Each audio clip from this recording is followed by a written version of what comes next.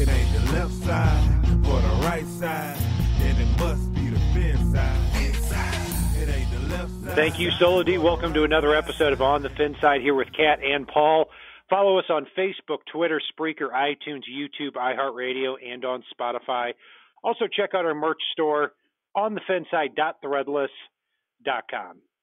The Dolphins have lost 6 of their last 8 games now, dropping to 5-6 on the season after a crushing 27-24 defeat to the Indianapolis Colts. And, you know, Paul, we could pretty much do the same show every week. I mean, normal stuff. 18 players got hurt, 32 things happened that shouldn't have, and the Dolphins dropped to 5-6 on the season. Well, let's amend that one little bit. I mean, they had a winnable game in their hands, and this is something we can say a lot of weeks lately. They had a winnable game in their hands, and then they started play calling like a bunch of sissies. And that's for sure. Lost it at the end with pretty much with play calling. That's for sure. And, you know, what kills me is that with everything that's happened with the Dolphins this year, they would be 7-4 and in the driver's seat for the wild card if they had just held on to a 17-0 lead against the Bengals in the third quarter back in Week 5, and had they held on to this lead against the Colts where they were up 24-14 with 12 minutes left in the game. It looked the whole time like the Dolphins were going to come away with this victory. Ryan Tannehill was back, had a quarterback rating of almost 120 on the day. The running backs did well. The special teams and the defense were creating turnovers. It looked like a win all day, but unfortunately the Dolphins weren't able to pull it out. No, and the Mike Gesicki thing still, to this, the minute we're recording this show right now, still disgusts me. I mean, 1 target, 1 catch, 1 drop ball on the field that negated a Xavier Howard interception. And then, you know, luckily Xavier caught the ball and got it back. And instead of play calling with a little bit of balls here, Miami went ahead and decided to go into the tunnel. And that was the first step in upsetting me today. 1 catch for 5 yards and a fumble. What a great use out of a second-round pick, I must say. You know, it hurts, too, because the Dolphins had so many opportunities. You know, you look at the first quarter, they stalled their drives at the Colts 39 and at the Colts 43. They had a blocked punt. They had a blocked field goal. It seemed like everything was really going the Dolphins' way until Andrew Luck has a magnificent fourth quarter and the Dolphins' defense really collapses from within. Paul, let's get to the grades here. Offensively, Ryan Tannehill was back. I'm going to kick it to you first because obviously you've been the most vocal about Brock Osweiler and your desire for him not to be in the lineup. How do you grade Tannehill's performance here? I think he did everything to show I was right in this game. I mean, I'd easily give Tannehill a B+. I think he made the throws he needed to. His receivers bailed him out a couple of times, but that's true of any NFL quarterback in any NFL game. And really, he made some plays with his legs. He gutted through the sore shoulder, which apparently is going to be hurting him the rest of the season probably. And I thought he had a very just fine game and he deserved a win in this one, that's for sure. Yeah, when the Dolphins were up 24-14 with 13 minutes left, I said, now it's on the defense for them to carry this out. But Tannehill, I share your enthusiasm for getting Osweiler out of the lineup. This was definitely a better quarterback performance. I would categorize it more as gutsy, and I feel like he was somewhat betrayed in the end by the defense as well as by the play calling. Finished the game 17 for 25, 204 yards, 2 touchdowns, quarterback rating of 119.4. But if you take out that long touchdown to Carew, which was really a weird jump ball type of catch that tied the game at 14-all, he finished the game 16 for 24 for 130 yards and a touchdown, aside from that 70-plus yard catch by Carew. But I don't think he's the reason that the Dolphins lost this game. I'm going to give him a B-. Running back, 2 here, Paul. Frank Gore, Kenyon Drake. Again, it feels like we're having the same show every week pretty much. I mean, Yards per carry, a very healthy yards per carry average. 22 carries, 99 yards, 4.5 yards per carry. Frank Gore and Kenyon Drake. Drake had a rushing and a receiving touchdown. It gives him 7 touchdowns on the season. Frank Gore, really tough in between the tackles, and he got some revenge on his old team too. And I really thought Gore was going to be the guy that came in at the end to really put the exclamation point on this Miami Dolphins win that ended up turning out to be a loss. But I have no problem with what the running backs did here, especially in the passing game. I'm going to give them an A minus. Yeah, I'm going to go with a B plus for my second position in a row here. A lot of the reasons that you said.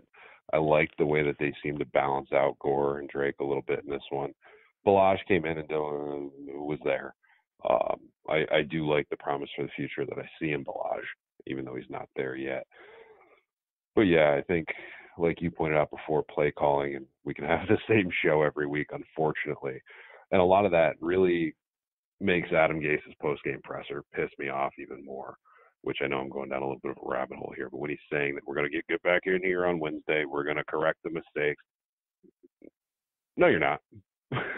Yeah, I mean, No. I'm tired of hearing about it, and I'm so sick of an offense and a passing game that is so fucking afraid of their own shadow. I mean, how many times do you have to – here's the difference between Andrew Luck and the Colts offense, and not specifically Tannehill, well, actually maybe Tannehill, but the Dolphins passing game in general. When Andrew Luck wants 10 yards, he tries to get 10 yards. The Dolphins throw a 2-yard bubble screen, hope they're going to break 6 tackles and take it somewhere. That's why the Colts are winners and the Dolphins are losers today, and they have been for the last 6 to 7 weeks. Unfortunately, again, I'm going down a rabbit hole too, but I'm pissed off. God damn it! So let's look at the receiving. I'm sorry, Paul. So your grade was a B plus there for the running backs, and we'll go on to the receivers. We'll go on to the receivers. I'm going to kick it back to you because I'm just too pissed off right now. Yeah, no, it's.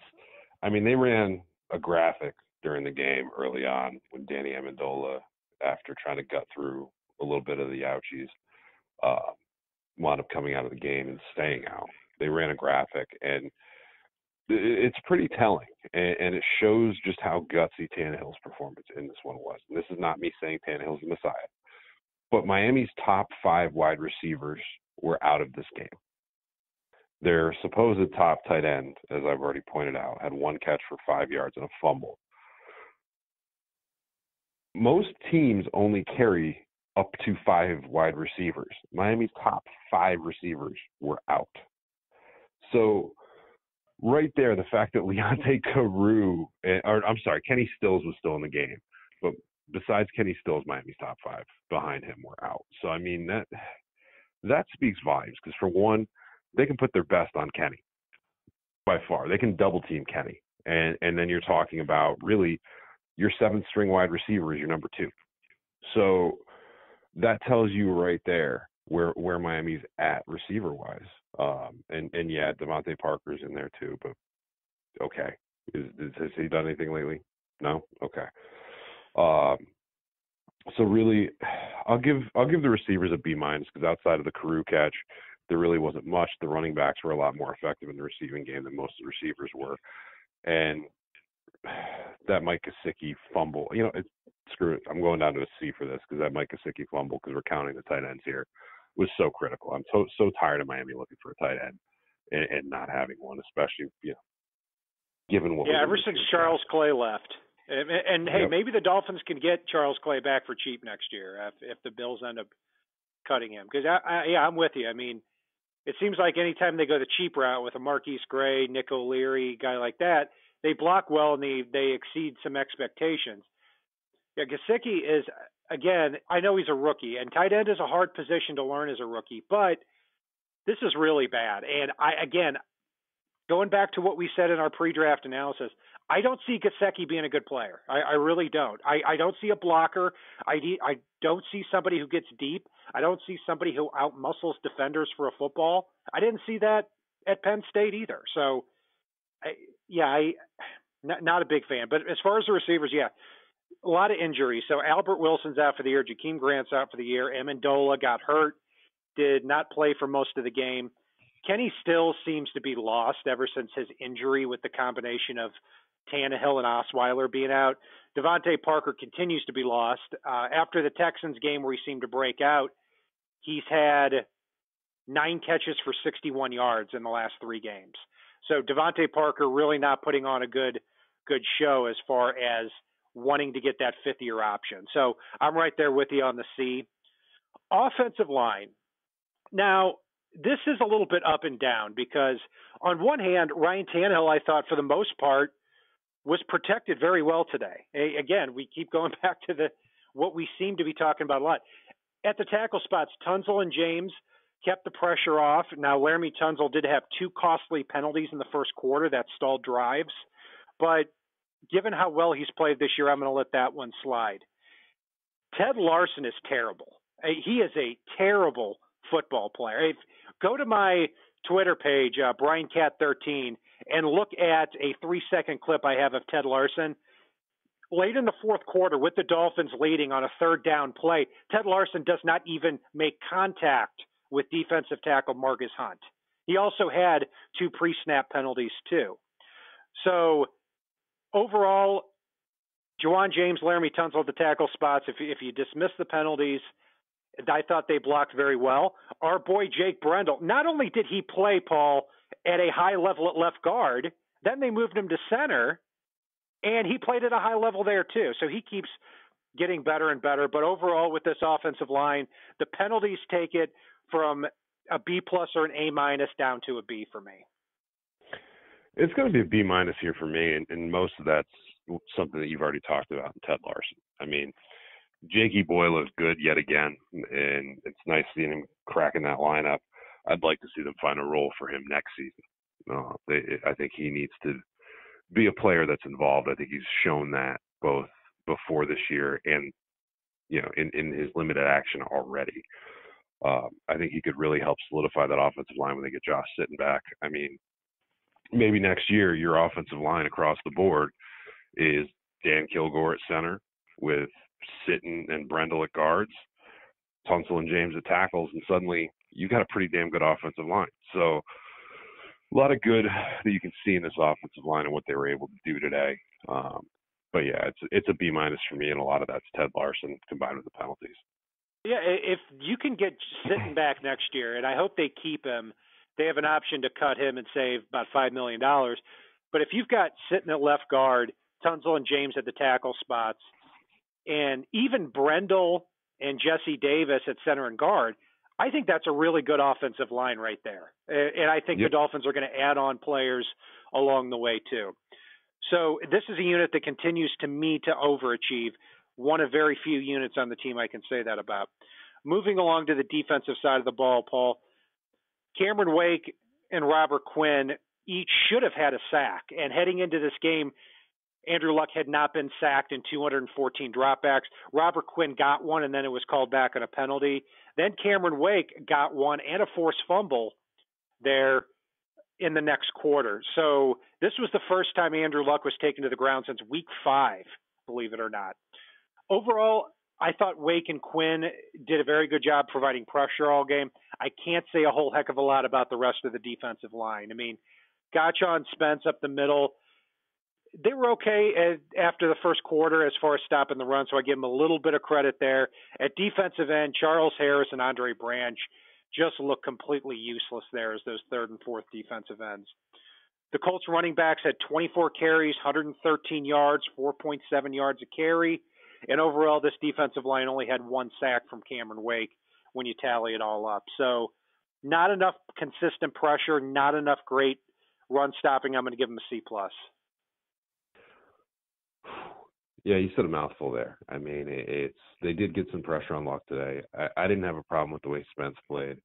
I didn't have a problem with the way Andre Branch played. Charles Harris continues to be invisible.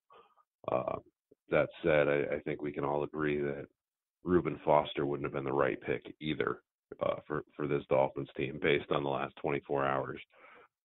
Or, every 6 weeks he pops up, sees his shadow, and has to go back to jail again. But, you look at this defensive line, and one thing I want to point out here too is on Luck's long completion, in the fourth quarter that was kind of a drive-saving completion. I think I got the video from Dolphins NYC out on Twitter, but if you go back and rewatch that, it's Cameron Wake and Robert Quinn both beat their guy, and were literally, it looked like they were pulling sleds out there with the way that they were being held from behind, hugged, you name it.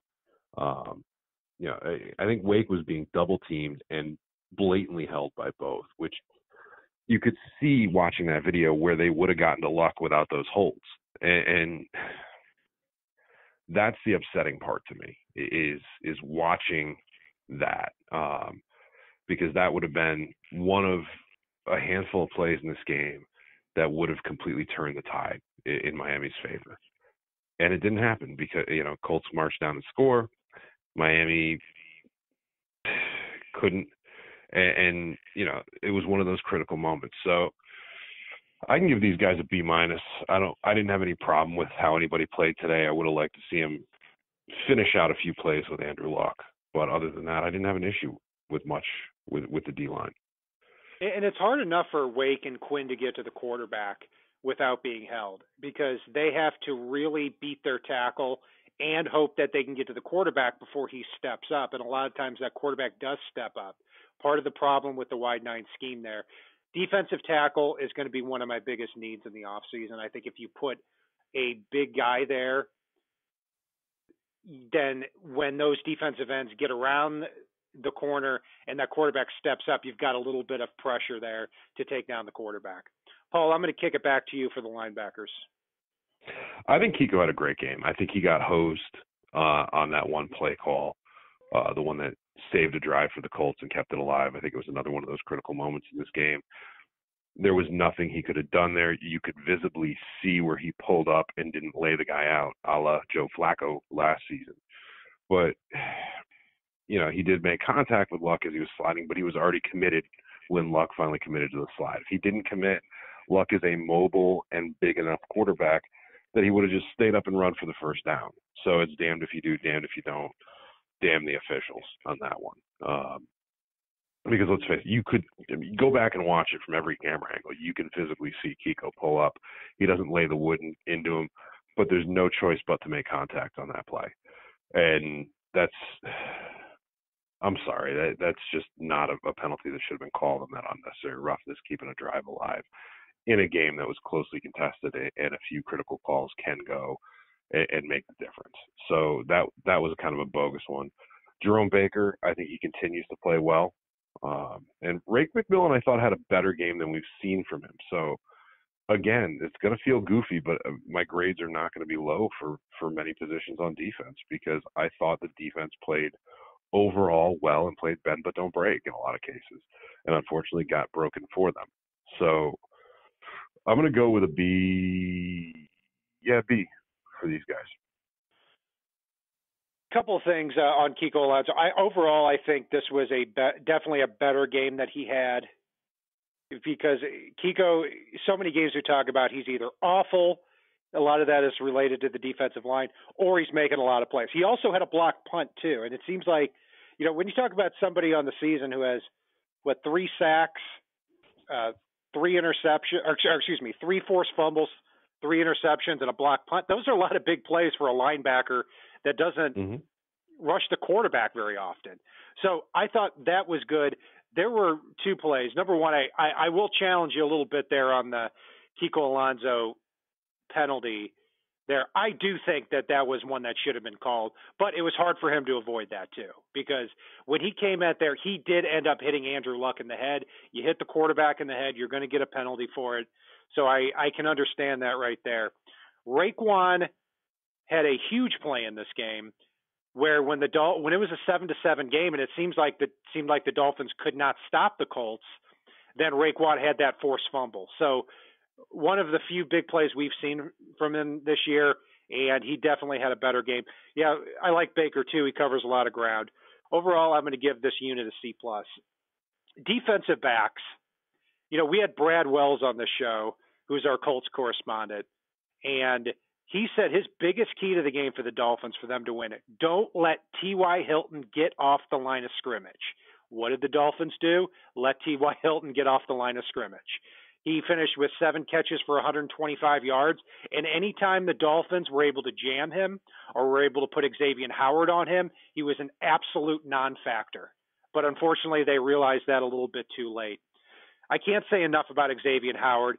2 interceptions in the span of a minute to end the first half. Minka led up an early big play to T.Y., but then recovered nicely. Rashad Jones played a good game. T.J. McDonald was his usual hit and miss, but ended up giving up a lot of big plays too. Overall, I can't give the defensive backs a great grade here because if you take out Xavier Howard's 2 interceptions, Andrew Luck was 31 for 36 for 300-plus yards and 3 touchdowns other than that. So I can't just let that slide.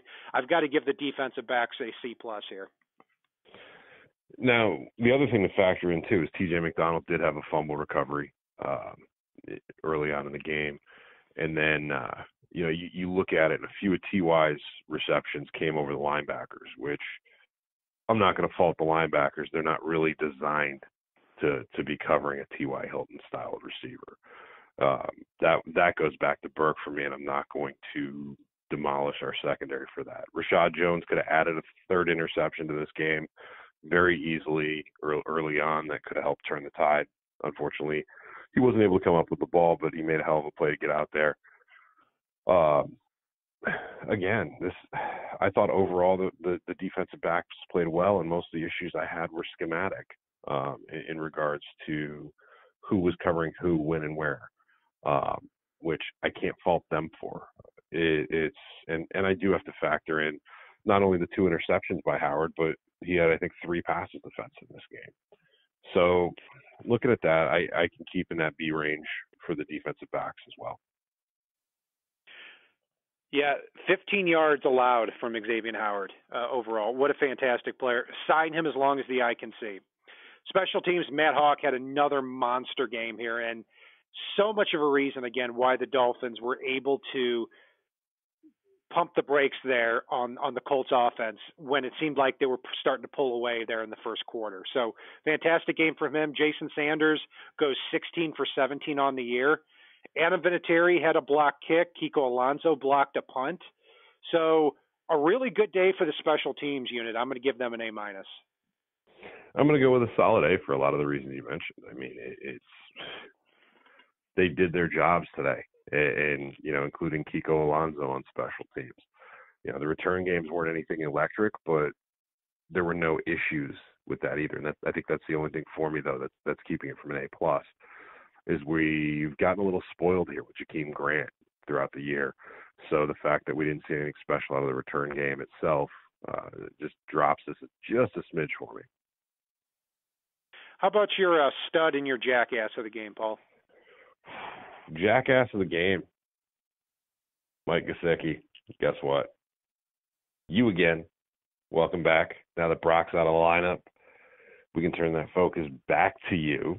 And, 2nd round pick, stud of the draft, supposedly once-in-a-generation athlete, and yada, yada, yada, blah, blah, blah, blah, blah. Unfortunately, I'd rather have a once-in-a-generation football player than once-in-a-generation athlete.